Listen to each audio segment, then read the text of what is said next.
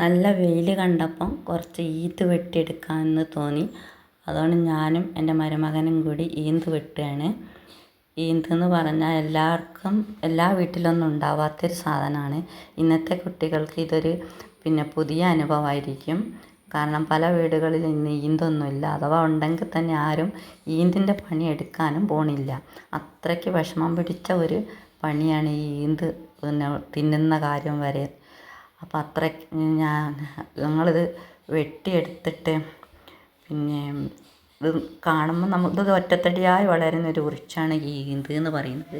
ഇന്ന് പല കുട്ടികൾക്ക് ഈന്ത് എന്താണെന്ന് പോലും അറിയില്ല. ഈന്തപ്പഴത്തിൻ്റെ മുകളിൽ ഉണ്ടാകുന്ന ഏകദേശം കായ പോലെ തന്നെയാണ്. പക്ഷേ ഇത് പച്ചയ്ക്ക് തിന്നാനൊന്നും പറ്റില്ല. തിന്നാൽ ചിലപ്പം വിവരം അറിയും. അതായത് ഛർദിയും അതിസാരമൊക്കെ ഉണ്ടാവും. അതുകൊണ്ടാരും ഈന്ത് പെട്ടെന്ന് കഴിക്കാൻ പറ്റാത്തൊരു സാധനമാണ്. എടുത്താൽ തന്നെ അത് കുറേ ദിവസങ്ങളോളം പിടിക്കും ഭക്ഷിക്കാൻ വേണ്ടിയിട്ട്. അത് പറിച്ച ശേഷം നമ്മൾ അത് വീട്ടിൽ കൊണ്ടുപോയിട്ട് നമ്മളത് ചെറിയ ചെറിയ പീസുകളാക്കി മാറ്റണം.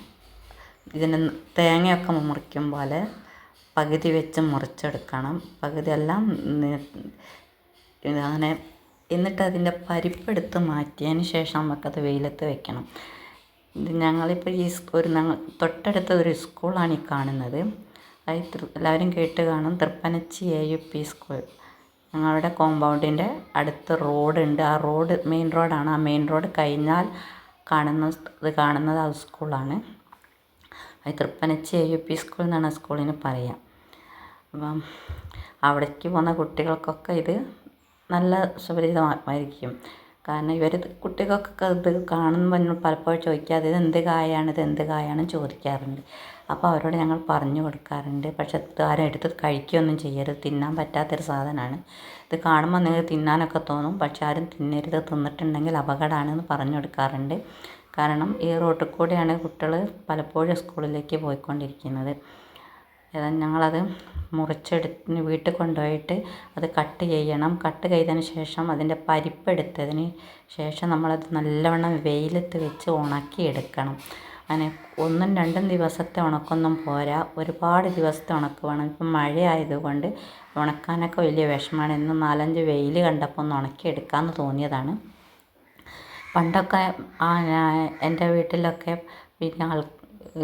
അടുപ്പിൻ്റെ തണയുടെ മുകളിലായിരുന്നു ഇത് ഉണക്കാനിട്ടിരുന്നത്. പക്ഷേ ഇപ്പം അടുപ്പും തണയൊന്നും ഇല്ലാത്തത് കൊണ്ട് വെയിലത്ത് വെച്ച് തന്നെ ഉണക്കണം. ആ രുചി അത്രയും ദിവസം കിട്ടുന്ന അതൊന്നും ഇപ്പം കിട്ടാറുമില്ല. അത് മാസങ്ങളോളം ആ തണയുടെ മുകളിൽ കിടന്ന് അങ്ങനെ ഉണങ്ങി പ്രത്യേകിച്ചൊരു ശബ്ദമൊക്കെ ഉണ്ടാക്കും വാരിയെടുക്കുമ്പോൾ. അതുവരെ ഉണക്കണം. അല്ലാതെ പെട്ടെന്ന് ഇത് തിന്നാൻ പറ്റുന്നൊരു സാധനമൊന്നുമല്ല. അങ്ങനെ ഉണക്കി കഴിഞ്ഞിട്ട് നമ്മളതിനെ നല്ലോണം വെള്ളത്തിലിട്ട് കുതിർത്തണം. കുതിർത്തിയതിന് ശേഷം അത് ഒരു പൊടിയാക്കി മാറ്റണം. പല പ്രാവശ്യം കഴുകിയിട്ട് വേണം നമ്മളത് പൊടിയാക്കുക. അത് മിക്സിയിലോ മില്ലിലോ ഒക്കെ കൊണ്ടുപോയിട്ട് നമുക്ക് പൊടിച്ചെടുക്കാം. ഇതുകൊണ്ട് പല പലഹാരങ്ങളും ഉണ്ടാക്കാൻ പറ്റും. നൂരീന്നും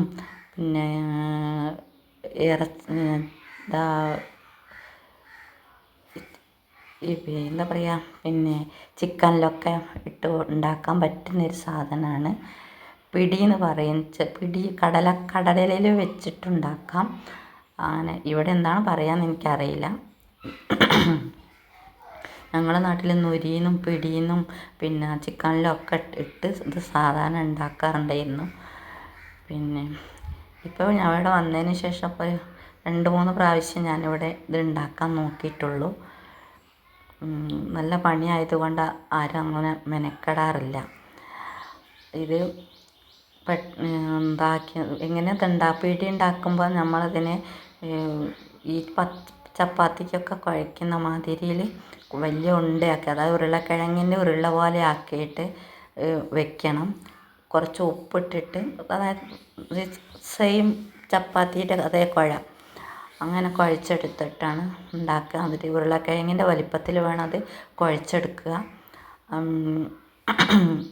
പിന്നെ നല്ല അടുപ്പത്ത് തിളച്ച വെള്ളത്തിലേക്ക് ഇത് ഇട്ടിട്ട് നല്ലവണ്ണം കുറേ സമയം അത് വേവിക്കണം. വേവിച്ചതിന് ശേഷം അത് ആ വെള്ളമൊക്കെ കളഞ്ഞിട്ട് അത് മാറ്റിയെടുക്കണം. അല്പം കൊഴുപ്പൊക്കെ ഉണ്ടാവും. മുറിച്ചെടുക്കുമ്പോൾ കുറച്ച് കൊഴുപ്പോട് കൂടിയൊക്കെ അതിന് മേലെ കുറച്ച് കൊഴുപ്പൊക്കെ ഉണ്ടാവും. അതായത് സെയിം നമ്മൾ പിന്നെ കൊഴുക്കട്ടയൊക്കെ മോഡലിൽ തന്നെയാണ് ഇത് കാണുക. അതുപോലെ തന്നെ ചെയ്യണം. അപ്പം കൊഴുക്കട്ട മുറിക്കുന്ന മാതിരി നമ്മൾ കഷ്ണമാക്കി മുറിച്ചെടുത്തിട്ട് വേണം അത് ചെയ്യാൻ.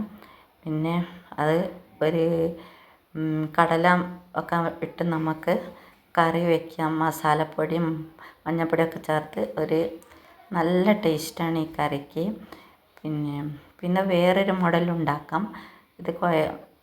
ഇത് സാധാരണയായിട്ട് ഇതിൻ്റെ ബാക്കി ഉണ്ടാക്കിയത് പിന്നെ കാണാം.